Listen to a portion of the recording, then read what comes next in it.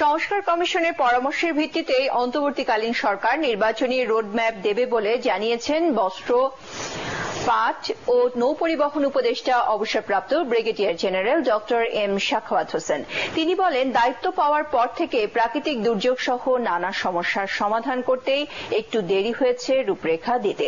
রাজধানীতে centre for governance studies আয়োজিত সংলাপে তিনি এসব কথা বলেন। রিপোর্ট করছেন আদ্দিন সজীব।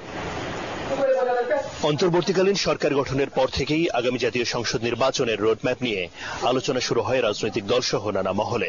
সরকারের পক্ষ থেকে সুনির্দিষ্ট কোনো ঘোষণা না পাওয়ায় বিভিন্ন রাজনৈতিক দল এক ধরনের দ্বিধাদ্বন্দ্বে পড়ে যায়।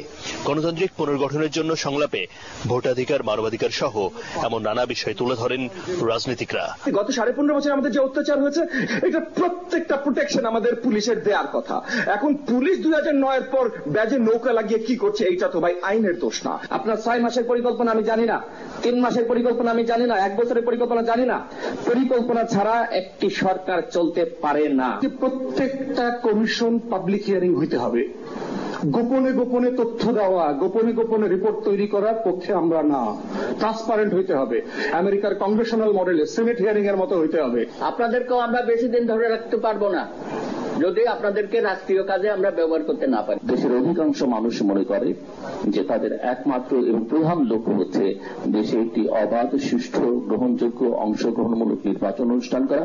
অন্তর্বর্তী সরকারের উপদেষ্টা brigadier general M Sakhawat Hossain বলেন, নির্বাচন ব্যবস্থা, পুলিশ, বিচার বিভাগ, দুদক, জনপ্রশাসন এবং সংবিধান সংস্কারের জন্য 6 কমিশন গঠন করা হয়েছে। তাদের পরামর্শের ভিত্তিতেই রূপরেখা দেওয়া হবে। আমরা যখন আন্দাজে দিয়ে দিই যে উনি এটা করবেন, এটা করতে 6 মাস, ওটা করতে 3 মাস, এটা হয় না। কারণ আমার রোডম্যাপ সম্বন্ধে অভিজ্ঞতা আছে। অনেকগুলো কাজ যেগুলো ডিসাইড করার পরে রোডম্যাপটা হবে, আমি এটা মনে করি, আশা করি। বাট ডেফিনেটলি আমি মনে করি একটা রোডম্যাপ হবে মাত্র 2 মাস। এখনো ব্যাপারটা হলো কনসলিডেশনের ব্যাপার আছে। আপনারা দেখেন প্রতিদিন দৌড়াতে হচ্ছে, কেউ ওইখানে গন্ডগোল করতেছে, কেউ এখানে গন্ডগোল করতেছে।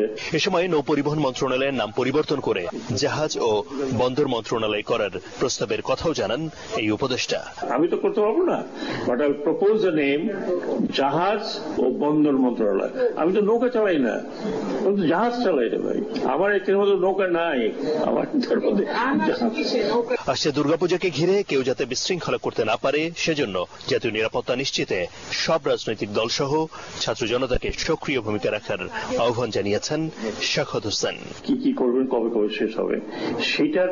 আদ্দিন সজীব, এটিএন বাংলা, ঢাকা। প্রথমেই মানবাধিকার